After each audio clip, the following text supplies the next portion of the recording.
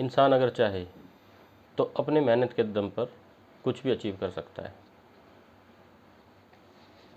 अगर चाहे तो भगवान को भी पा सकता है, और ऐसा हुआ भी है। हमारे पुराण ग्रंथ इस बात को कहते भी हैं।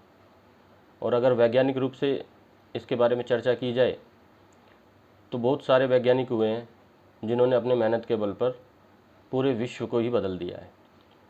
ऐसी ऐसी टेक्नोलॉजीज़ और ऐसी ऐसी चीज़ों का उन्होंने निर्माण किया जिससे पूरी मानव जाति को फ़ायदा हुआ, पूरे विश्व को फ़ायदा हुआ। नमस्कार, मैं संदीप आपको अपने यूट्यूब चैनल कलयुग की क्राइम स्टोरीज़ में आपका स्वागत करता हूँ। तो आज हम बात करने जा रहे हैं एक ऐसे शख्स की जिन्होंने अपने मेहनत के दम पर एक चपरासी से लेकर भारत के मुख्य न्यायाधीश तक का सफ़र तय किया।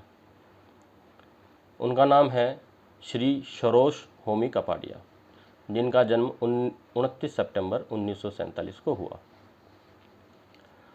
उनके फादर सूरत के एक अनाथालय में पले बड़े। वहाँ उन्होंने पढ़ाई की। वहीं से फिर वो रक्षा विभाग में एक क्लर्क की नौकरी करने लगे। उनकी माँ आम गृहिणी थी। वो एक पारसी परिवार से बिलोंग करते थे, लेकिन आम पारसी परिवारों की तरह वो परिवार नहीं था। वो बहुत गरीबी में अपना जीवन यापन कर रहा था। उनके घर में फिर वो दिन आता है 29 सितंबर 1947 को, जब घर में खुशियाँ ही खुशियाँ आ जाती है और श्री सरोज होमी कपाडिया जी का जन्म होता है। वो शुरू से ही बहुत मेधावी थे, पढ़ने लिखने में तेज़ थे। शुरू से ही वो जज बनना चाहते थे। मुंबई के एक जाने माने शख्स हुआ करते थे श्री बैराम जी जीजी भाई।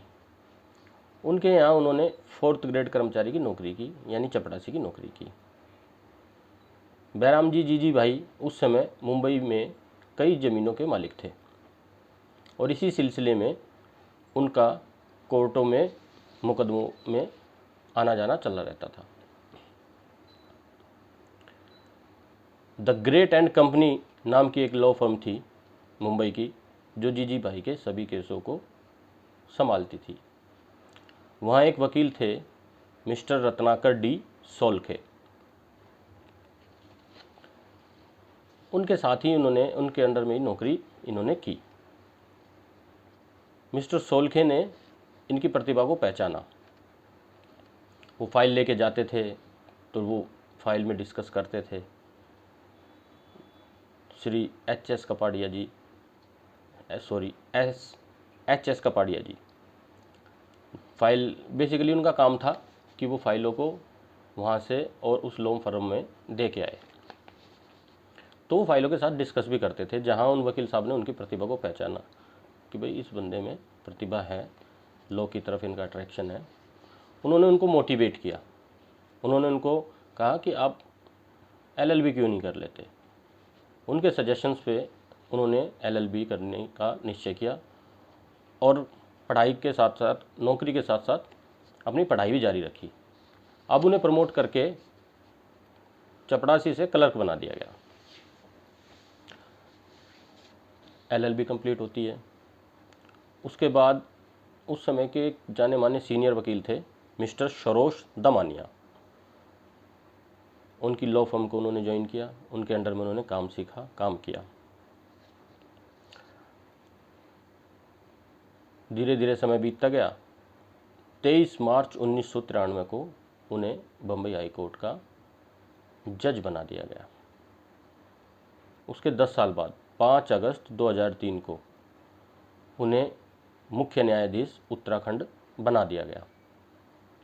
कुछ ही समय बाद 18 दिसंबर 2003 को उनको प्रमोट करके भारतीय सर्वोच्च न्यायालय सुप्रीम कोर्ट ऑफ इंडिया में जज बना दिया गया। लेकिन अभी उनके जीवन का सबसे बड़ा दिन आना बाकी था।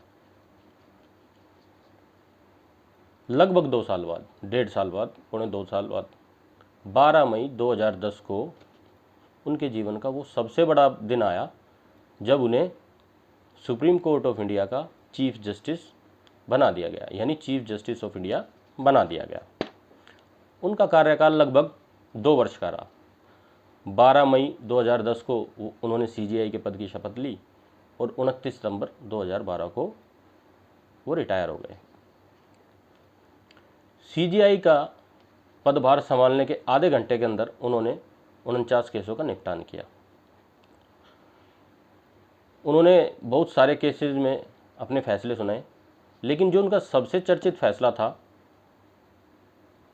वो 3 सदस्यीय पीठ ने उस समय की जो तत्कालीन सरकार थी, तो उसमें PM श्री मनमोहन जी, होम मिनिस्टर श्री चिदम्बरम जी और विपक्ष के मुख्य नेता श्रीमती सुषमा स्वराज जी, इन तीनों की उच्च अधिकार वाली समिति ने CVC चीफ विजिलेंस कमिश्नर मुख्य सतर्कता आयुक्त की नियुक्ति की थी, जिसको इन्होंने रद्द किया था। उस समय सरकार की किरकिरी भी हुई थी।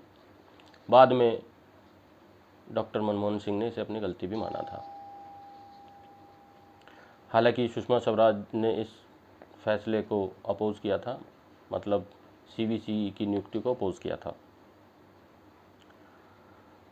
एक बार की बात है, हैदराबाद कॉमनवेल्थ लॉ एसोसिएशन में उन्हें न्योता दिया गया, लेकिन उन्होंने उस न्योते को, उस सम्मेलन के न्योते को ये कहते हुए ठुकरा दिया कि मुझे सुप्रीम कोर्ट जाना है, मैं छुट्टी नहीं कर सकता और मुझे कुछ अहम केसों में फैसले सुनाने हैं, जबकि उन्हें उस दिन भारत का प्रतिनिधित्व इस सम्मेलन में करना था।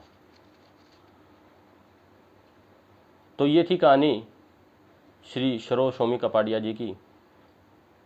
बाद में 4 जनवरी सन 2016 में मुंबई के एक अस्पताल में उनकी मृत्यु होगी, उनका निधन हो गया।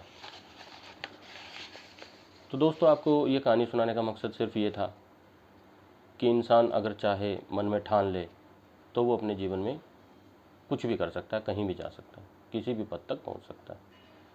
तो इसी के साथ मैं समाप्त करता हूं। नमस्कार दोस्तों, अपना ख्याल रखें, सतर्क रहें, सावधान रहें, सुरक्षित रहें और कमेंट्स में अपनी राय ज़रूर दें। मेरे चैनल को ज़्यादा से ज़्यादा लाइक करें, शेयर करें, सब्सक्राइब करें।